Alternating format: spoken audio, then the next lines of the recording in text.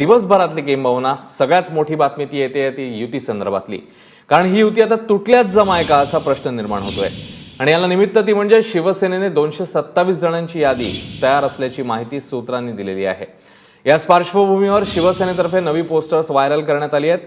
मुंबई आणि ठाणे पालिकेत शिवसेना जिंकणार अशा आशयाची पोस्टर्स सोशल मीडियावर बघायला मिळतात।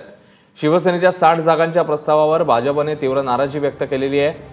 त्यामुळे भाजप नव्या सकारात्मक प्रस्तावाची वाट बघते, तर इकडे शिवसेना मात्र स्वबळाची तयारी करते। उद्धव ठाकरे आणि आदित्य ठाकरे दिवसाला 2 सभा करणार आहेत आणि नागपूरमध्ये देखील उद्धव ठाकरे सभा घेत आहेत। त्यामुळे युतीच्या भवितव्यावर पुन्हा एकदा प्रश्नचिन्ह निर्माण झाले।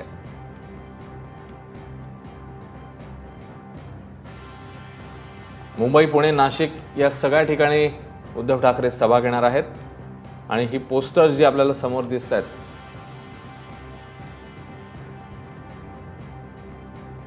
त्याद्वारे असेच संकेत मिळत आहेत की आता कदाचित शिवसेना स्वबळावर लढायला तयार आहे। कशा प्रकारे ही शिवसेनेची स्वबळाची लढाई सुरू आहे त्यांनी तयारी केलेली आपण बघूया। उद्धव आणि आदित्य ठाकरे दिवसाला 2 सभा करणार आहेत। नागपूरमध्ये उद्धव ठाकरे सभा घेणार असल्याची माहिती कळते। मुंबई, ठाणे, नाशिक, पुणे इथे उद्धव ठाकरेंची सभा होणार आहे, तर आदित्य ठाकरे रोड शोद्वारे प्रचार करणार आहेत। ठाण्यामध्ये उद्धव ठाकरेंची शेवटची सभा 31 जानेवारी तर 1 फेब्रुवारीला गोव्यात सभा होईल। उमेदवार निश्चित करणं आणि नेत्यांच्या दौऱ्यांच्या आखणीसाठी मातोश्रीवर तातडीची बैठक बघायला मिळाली। रामदास कदम, सुभाष देसाई, अमोल कोल्हे, नितीन बानकुडेंचे राज्यभरात कार्यकर्ता मेळावे देखील बघायला मिळतात आणि या सगळ्या हालचाली हेच सांगतायत की आता कदाचित शिवसेना स्वबळाच्या दृष्टीने पावलं टाकते।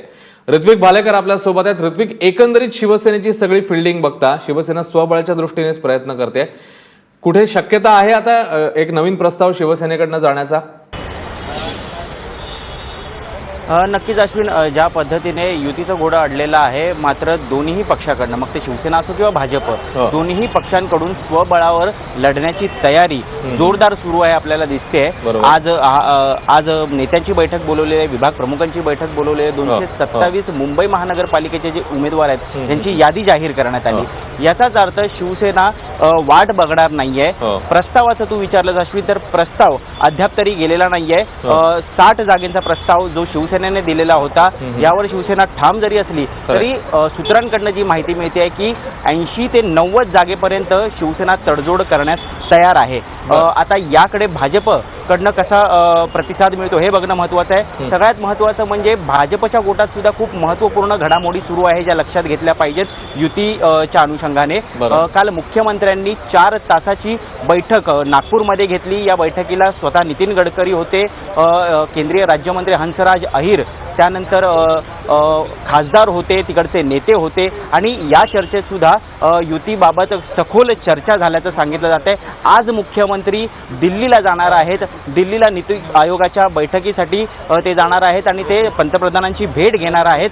पुन्हा या बैठकीत सुद्धा नेमकी युतीबाबत काय चर्चा होते याकडे अश्विन सगळ्यांचं लक्ष लागलेलं आहे आणि त्यानंतर केंद्राकडनं किंवा वरिष्ठ पातळीवरून मुख्यमंत्र्यांना कशा पद्धतीचा सिग्नल मिळतो हे बघून ते मुंबईला परततील आणि त्यानंतर अजून 48 दिवस जे आहेत हे 48 दिवस प्रचंड महत्त्वाचे आहेत आणि मोठ्या प्रमाणात राजकीय घडामोडी घडू शकतात। आल्यानंतर मुख्यमंत्री उद्धव ठाकरेंशी चर्चा करतात का आणि पुन्हा एकदा एक नवीन फॉर्म्युला युतीबाबतचा समोर येतो का याकडे लक्ष लागलेलं आहे। अश्विन, निश्चित ऋत्विक, तू आपल्या सोबतच राहा। आता राजकीय विश्लेषक अभय देशपांडे सर आपल्या सोबत आहेत। देशपांडे सर, एकंदरीत शिवसेनेची सगळी स्ट्रॅटेजी बघितली तर कुठेतरी स्वबळावर जाण्याच्या दृष्टीने प्रयत्न सुरू दिसतात। तिकडे भाजपने देखील स्वतंत्र बैठका घेतल्या, दोघंही कुठेतरी वेटिंग गेम खेळतात आणि त्याचवेळी प्रेशर टॅक्टिक्स दोघांकडनंही बघायला मिळतात। काय नेमकं भवितव्य दिसतंय युतीचं?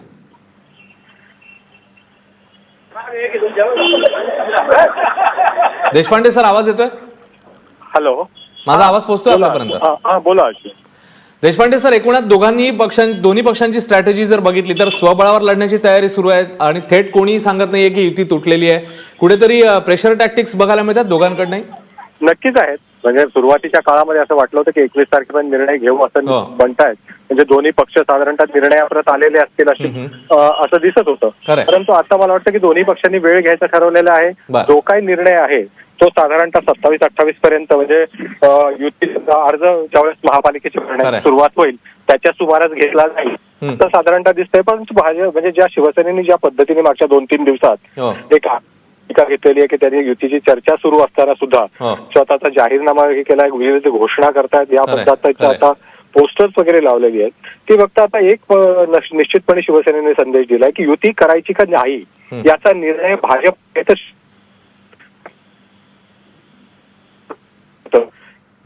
देशपांडे सर, आवाज येतोय? देशपांडे सरांशी आपला संपर्क तुटलेला आहे. मात्र सध्याची स्थिती एकूणच जी दिसते त्यानुसार शिवसेनेने तर एक मेसेज दिलेला आहे आणि आता भाजप नेमकं कशा प्रकारे पावलं टाकतंय या सगळ्या संदर्भात आपल्याला बघायचं आहे. आपले प्रतिनिधी ऋत्विक भालेकर देखील आपल्या सोबत होते. ऋत्विकचे देखील धन्यवाद आणि देशपांडे सरांचे देखील धन्यवाद. त्यांनी सविस्तरपणे या सगळ्या संदर्भात विश्लेषण केलं त्याबद्दल.